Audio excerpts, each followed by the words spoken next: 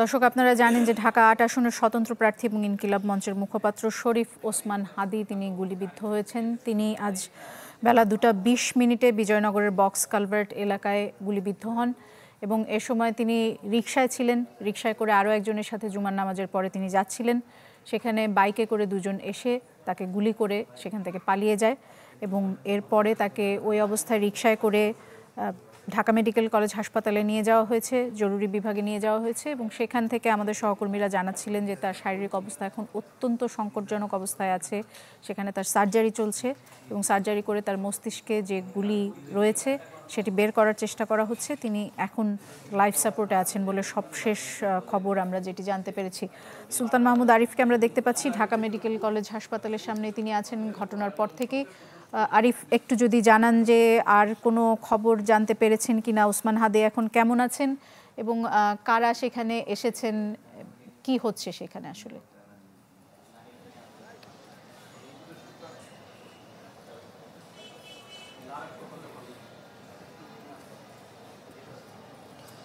ওসমান হাদীর যে স্বাস্থ্যের যে বিষয়টি সেটি এখন পর্যন্ত অপরিবর্তনীয় রয়েছে। তার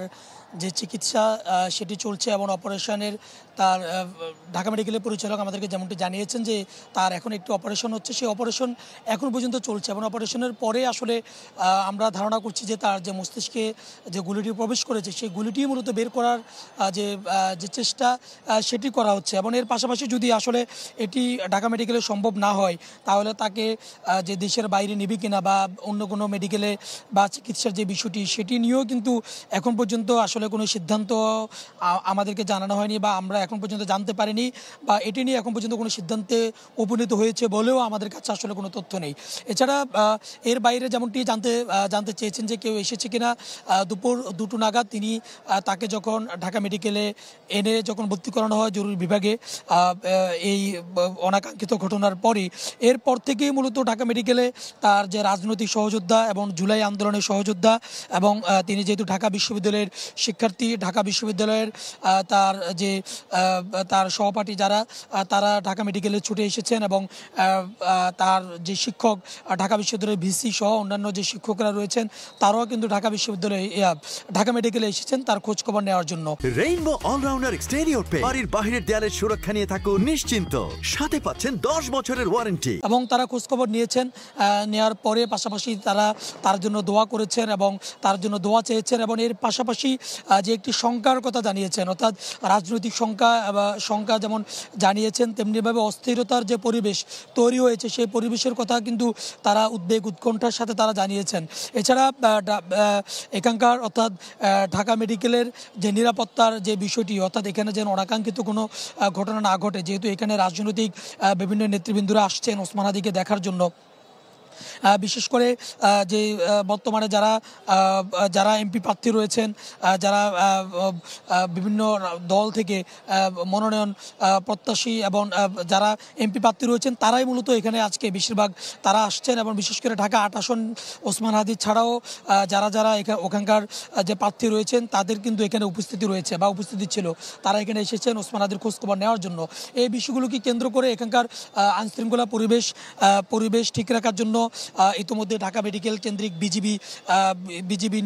বিজিবি এখানে দেওয়া হয়েছে এবং বিজিবির সদস্যরা সদা তৎপর রয়েছেন কোনো রকম বিশৃঙ্খল পরিবেশ যেন তৈরি না হয়। এছাড়া পুলিশ সদস্যদের উপস্থিতি কিন্তু এখানে রয়েছে, র্যাব সদস্যদের উপস্থিতি রয়েছে এবং পাশাপাশি সেনাবাহিনীর সদস্যদের উপস্থিতি কিন্তু এখানে রয়েছে এবং হসপিটাল কেন্দ্রিক কোনো রকম বিশৃঙ্খল পরিবেশ যেন তৈরি না হয় সেদিকে কিন্তু তারা সজাগ রয়েছেন। যেহেতু ওসমান হাদী এখানে ভর্তি রয়েছেন এবং এর পাশাপাশি এখানে যেহেতু ঢাকা মেডিকেল এবং অন্যান্য যে এখানে প্রায় হাজার রোগী এখানে ভর্তি রয়েছেন দেশের বিভিন্ন প্রান্ত থেকে, ক্রিটিক্যাল যে রোগীগুলো তারাও কিন্তু এখানে রয়েছেন, সেই সমস্ত চিকিৎসার জন্য কোনো ব্যাহত না হয় বা বিঘ্ন না ঘটে সেদিকে কিন্তু এখানকার ডাক্তার যারা রয়েছেন তারা কিন্তু সেদিকে নজর রাখছেন এবং তারা বারবার এখানকার যে সাধারণ মানুষ রয়েছেন তাদেরকে সরে যাওয়ার জন্য কিন্তু তারা বলছেন যে যেন এখানে যে অ্যাম্বুলেন্সগুলো প্রবেশ করা এবং ঢাকা মেডিকেলে ঢাকার বাইরে থেকে যে রোগীগুলো আসে তারা যেন এখানে আসা যাওয়া করতে পারে সেই দিকটাই কিন্তু নজরে রাখছেন। এবং সেই জন্য আইনশৃঙ্খলা রক্ষাকারী বাহিনীর সদস্যরা মোটামুটি ঢাকা মেডিকেলের সামনে যে সড়কটি সেটি একেবারে স্বচ্ছ রাখার জন্য তারা চেষ্টা করছেন, যাতে করে অন্যান্য রোগীরা কিন্তু কোনো রকম যেন তাদের চিকিৎসা সেবায় কোনো রকম ব্যাহত সৃষ্টি না হয় সেদিকে তারা নজর রাখছেন। এবং এই জন্যই মূলত আইনশৃঙ্খলা রক্ষাকারী বাহিনীর সদস্যদের এখানে ব্যাপক উপস্থিতি রয়েছে এবং তারা সর্বাত্মক প্রচেষ্টা অব্যাহত রাখছেন যেন কোনো রকম বিশৃঙ্খল পরিবেশ তৈরি এবং অন্যান্য রোগীদের চিকিৎসা সেবায় যেন কোনো রকম ব্যাহত না ঘটে সেদিকে তারা চেষ্টা করছেন। এবং পাশাপাশি তার যে জুলাই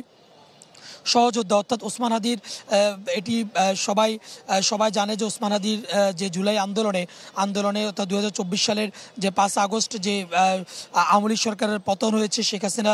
দেশ ছেড়ে পালিয়েছেন, এর পিছনে ওসমান হাদির যে ভূমিকা সেটি সবাই জানে এবং এই ভূমিকার কারণেই মূলত তার যে সহযোদ্ধারা তারা